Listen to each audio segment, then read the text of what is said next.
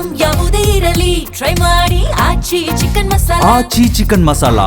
ಲೋಕಸಭೆ ಮತ್ತು ರಾಜ್ಯ ವಿಧಾನಸಭೆಗಳಲ್ಲಿ ಮಹಿಳೆಯರಿಗೆ ಮೀಸಲಾತಿ ಕಲ್ಪಿಸಬೇಕು ಎಂಬ ಬಹುಕಾಲದ ಬೇಡಿಕೆ ಈಡೇರುವ ಕಾಲ ಸನ್ನಿಹಿತವಾದಂತೆ ತೋರ್ತಾ ಇದೆ.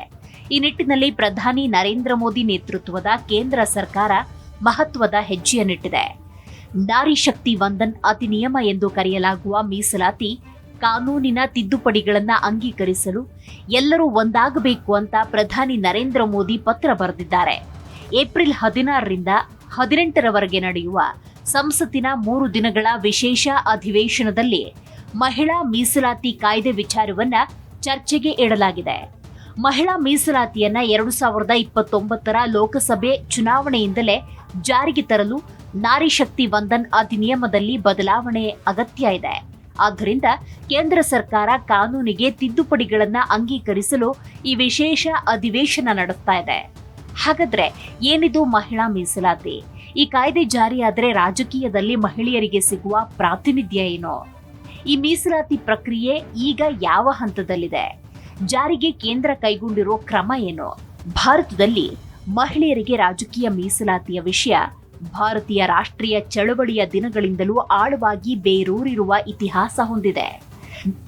1931ರಲ್ಲಿ ಪ್ರಮುಖ ನಾಯಕಿಯರಾದ ಬೇಗಂ ಶಾ ನವಾಜ್ ಮತ್ತು ಸರೋಜಿನಿ ನಾಯ್ಡು ಆಗಿನ ಬ್ರಿಟಿಷ್ ಪ್ರಧಾನಿಗೆ ಭಾರತೀಯ ಮಹಿಳೆಯರಿಗೆ ರಾಜಕೀಯ ಸ್ಥಾನಮಾನ ನೀಡಬೇಕು ಅಂತ ಪತ್ರ ಬರೆದಿದ್ರು. ಮಹಿಳೆಯರಿಗಾಗಿ 1988ರ ರಾಷ್ಟ್ರೀಯ ದೃಷ್ಟಿಕೋನ ಯೋಜನೆ ಪಂಚಾಯತ್ನಿಂದ ಸಂಸತ್ನವರೆಗೆ ಆಡಳಿತದ ಎಲ್ಲ ಹಂತಗಳಲ್ಲಿ ಮಹಿಳೆಯರಿಗೆ ಮೀಸಲಾತಿ ಶಿಫಾರಸು ಮಾಡಿತು. ಪರಿಣಾಮವಾಗಿ ಸಂವಿಧಾನದ 73ನೇ ಮತ್ತು 74ನೇ ತಿದ್ದುಪಡಿಗಳನ್ನು ಜಾರಿಗೆ ತರಲಾಯಿತು. ಪಂಚಾಯತ್ ರಾಜ್ ಸಂಸ್ಥೆಗಳಲ್ಲಿ ಮಹಿಳೆಯರಿಗೆ 1/3 ಸ್ಥಾನಗಳು ಮತ್ತು ವಿವಿಧ ಹಂತಗಳಲ್ಲಿ ಅಧ್ಯಕ್ಷರ ಕಚೇರಿಗಳಲ್ಲಿ 1/3 ಸ್ಥಾನಮಾನಗಳನ್ನು ಕಡ್ಡಾಯ ಮಾಡಲಾಯಿತು. ಮಹಿಳಾ ಮೀಸಲಾತಿ ಮಸೂದೆಯನ್ನ 1996ರಲ್ಲಿ ಸಂಸತ್ತಿನಲ್ಲಿ ಮೊದಲು ಪರಿಚಯಿಸಲಾಯಿತು. ಎಚ್.ಡಿ. ದೇವೇಗೌಡರ ಸರ್ಕಾರ ಮೊದಲ ಬಾರಿಗೆ ಮಸೂದೆ ಮಂಡಿಸಿತು. ಆದರೆ ಲೋಕಸಭೆ ವಿಸರ್ಜನೆಯಾದ ಕಾರಣ ಮಸೂದೆ ಬಿದ್ದು ಹೋಯಿತು. ಮಹಿಳೆಯರಿಗೆ 33% ಮೀಸಲಾತಿ ತರುವಂತ ನಿಟ್ಟಿನಲ್ಲಿ ಎನ್ಡಿಎ ಸರ್ಕಾರ ಏನು ಮಾಡಿದೆ ನೋಡೋದಾದ್ರೆ, ಲೋಕಸಭೆ ಮತ್ತು ರಾಜ್ಯ ವಿಧಾನಸಭೆಗಳಲ್ಲಿ ಮಹಿಳೆಯರಿಗೆ 33% ಮೀಸಲಾತಿ ನೀಡುವ ಗುರಿಯನ್ನ ಈ ಮಸೂದೆ ಹೊಂದಿದೆ. 1998ರಿಂದ 2003ರ ನಡುವೆ ಬಿಜೆಪಿ ನೇತೃತ್ವದ ಎನ್ಡಿಎ ಸರ್ಕಾರ ಮೀಸಲಾತಿ ಮಸೂದೆಯನ್ನ 4 ಬಾರಿ ಸಂಸತ್ತಿನಲ್ಲಿ ಮಂಡಿಸಿದೆ. ಪಕ್ಷಗಳಲ್ಲಿ ಒಮ್ಮತ ಇಲ್ಲದ್ರಿಂದ ಮಸೂದೆ ಅಂಗೀಕಾರ ಆಗಲೇ ಇಲ್ಲ. ಇನ್ನು ಯುಪಿಎ ಅವಧಿಯಲ್ಲಿ ಆಗಿದ್ದೇನು ನೋಡೋದಾದ್ರೆ, ಯುಪಿಎ ಸರ್ಕಾರ 2008ರಲ್ಲಿ ಮೊದಲಿಗೆ ರಾಜ್ಯಸಭೆಯಲ್ಲಿ ಮಸೂದೆ ಮಂಡಿಸಿತು. ಚರ್ಚೆಯ ಬಳಿಕ ಸಂಸದೀಯ ಸ್ಥಾಯಿ ಸಮಿತಿಗೆ ಮಸೂದೆ ಒಪ್ಪಿಸಲಾಗಿತ್ತು. ಲೋಕಸಭೆ ಮುಗಿಯೋವರೆಗೂ ವರದಿ ಬರಲಿಲ್ಲ. ಹೀಗಾಗಿ ಮಸೂದೆ ಬಿದ್ದು ಹೋಯಿತು. ಈ ಮಸೂದೆ ಸುಪ್ರೀಂ ಕೋರ್ಟ್ ಮೆಟ್ಟಿಲೇರಿದೆ.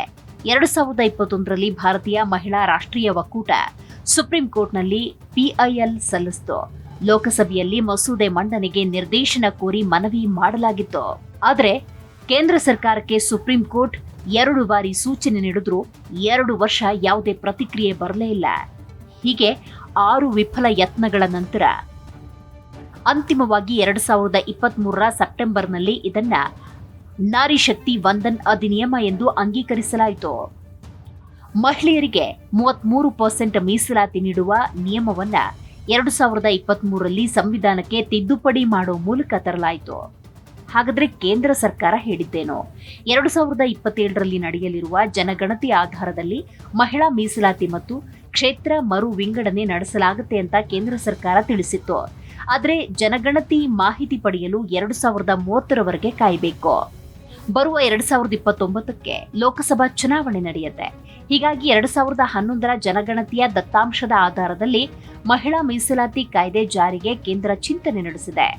ಅದಕ್ಕಾಗಿ ಸಂವಿಧಾನ ತಿದ್ದುಪಡಿಯ ಅಗತ್ಯ ಇದೆ. ಈ ಕಾಯ್ದೆ ಜಾರಿಗೆ ಬಂದ್ರೆ ಲೋಕಸಭಾ ಕ್ಷೇತ್ರಗಳ ಸಂಖ್ಯೆ 50% ಹೆಚ್ಚುತ್ತೆ. ಪ್ರಸ್ತುತ 543 ಸ್ಥಾನಗಳು 816ಕ್ಕೆ ಏರಿಕೆಯಾಗುತ್ತೆ. ಹೆಚ್ಚಾಗುವ 273 ಸ್ಥಾನಗಳನ್ನ ಮಹಿಳೆಯರಿಗೆ ಮೀಸಲಿಡಲಾಗುತ್ತೆ. ಹಾಗಾದ್ರೆ ಕರ್ನಾಟಕದಲ್ಲಿ ಮಹಿಳೆಯರಿಗೆ ಎಷ್ಟು ಕ್ಷೇತ್ರಗಳು ಲಭ್ಯವಾಗುತ್ತೆ ನೋಡೋದಾದ್ರೆ, ರಾಜ್ಯದಲ್ಲಿ ಪ್ರಸ್ತುತ 28 ಲೋಕಸಭಾ ಕ್ಷೇತ್ರಗಳಿದ್ದು ಕಾಯ್ದೆ ಜಾರಿಗೆ ಬಂದ್ರೆ ಅವುಗಳ ಸಂಖ್ಯೆ 42ಕ್ಕೆ ಏರಿಕೆಯಾಗುತ್ತೆ. ಹೆಚ್ಚುವರಿ 14 ಸ್ಥಾನಗಳು ಮಹಿಳೆಯರಿಗೆ ಮೀಸಲಾಗುತ್ತೆ. ವಿಧಾನಸಭೆಯಲ್ಲಿ 224 ಕ್ಷೇತ್ರಗಳ ಪೈಕಿ 74 ಕ್ಷೇತ್ರಗಳ ಟಿಕೆಟ್ ಮಹಿಳೆಯರಿಗೆ ಸಿಗಲಿದೆ. ಆದರೆ ಕೇಂದ್ರ ಸರ್ಕಾರದ ಪ್ರಸ್ತಾಪಿತ ವಿಧೇಯಕದ ಬಗ್ಗೆ ತೀವ್ರ ಆಕ್ಷೇಪ ವ್ಯಕ್ತಪಡಿಸಿರುವ ವಿಪಕ್ಷಗಳು ಮಹಿಳಾ ಮೀಸಲು ಮಸೂದೆಯ ಪರವಾಗಿ ನಾವಿದ್ದೇವೆ, ಆದರೆ ಅದನ್ನು ತರಲು ಮುಂದಾಗಿರುವ ಕೇಂದ್ರ ಸರ್ಕಾರದ ಮಾರ್ಗದ ಬಗ್ಗೆ ನಮಗೆ ತಕರಾರಿದೆ. ಸರ್ಕಾರದ ನಡೆ ರಾಜಕೀಯ ಪ್ರೇರಿತವಾಗಿದೆ. ವಿಪಕ್ಷಗಳನ್ನು ಹತ್ತಿಕ್ಕೋದಕ್ಕೆ ಮತ್ತು ನಿಗ್ರಹಿಸೋದಕ್ಕೆ ಸರ್ಕಾರ ಈ ರೀತಿಯಲ್ಲಿ ವಿಧೇಯಕ ಮಂಡನೆ ಮಾಡ್ತಾ ಇದೆ. ಹೀಗಾಗಿ ವಿಧೇಯಕ ವಿರೋಧಿಸಲು ನಿರ್ಧರಿಸಿದ್ದೇವೆ ಅಂತ ಹೇಳಿದೆ.